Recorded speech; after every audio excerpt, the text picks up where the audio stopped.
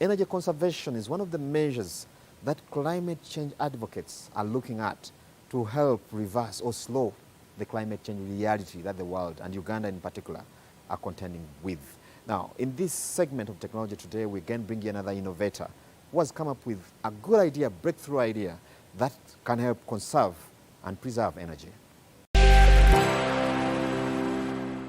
We have the hydro dam, the one in Nile, but it produces a lot of power, but that power we use only 20% of it. So what causes the loss, which is around 80%. So that is the innovation that I wanted to start with, because in electricity generation, we are good. Electricity consumption, we are good, but there is a bridge in between there. When they are producing power, they do it during day and at a given time. But the people who are using power, they use it 24/7. So that is the innovation that I came in with, that I needed to build up something that can store the power for someone to use even if the Owen Falls Dam is switched off, then you can still use your power.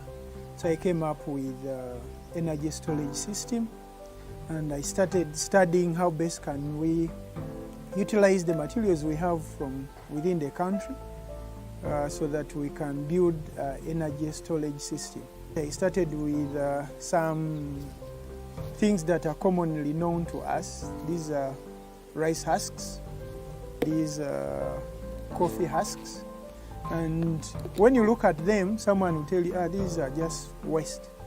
But this waste is a source of carbon material, and the carbon material is the material that is needed on the one part of the battery. We call it the anode part of the battery.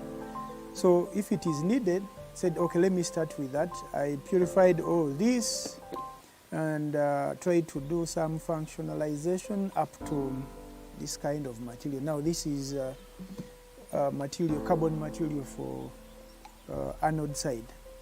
So after that, I later on discovered that within the country we have graphite mines that were recently discovered. That was 2022 from Chitigum.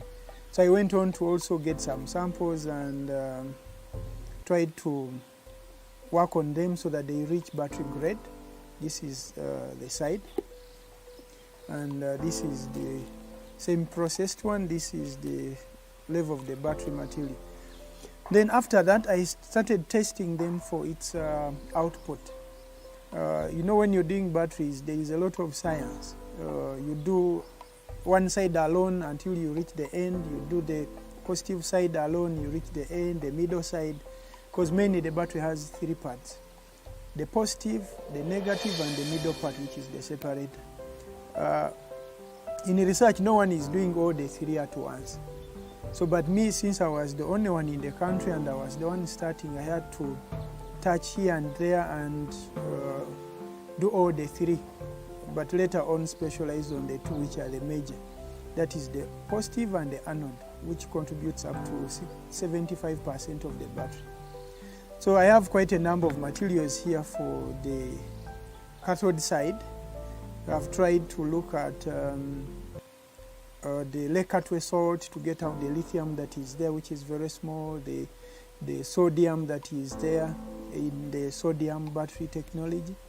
Then later on I found out that we have mines for lithium, and now I'm trying to earmark those active sites for lithium. How best can we mine these materials and we utilize them to build our own batteries. Then from that, since the battery was far-reached, I had to start with the phone batteries because all the batteries that we have in the country are fully imported. So I started with them. These are still demos because of machinery issues. So I have different output. This, if it is fully conditioned, it can go up to 5,000 milliamps, and that will be one of the best on market, because currently we have 4,000 milliamps as for Samsung and those other phones. These are LFP batteries which are rechargeable. They are used in different gadgets, and this is the technology where to go. Because as you're seeing it here, a single cell, we call it a cell because it is one.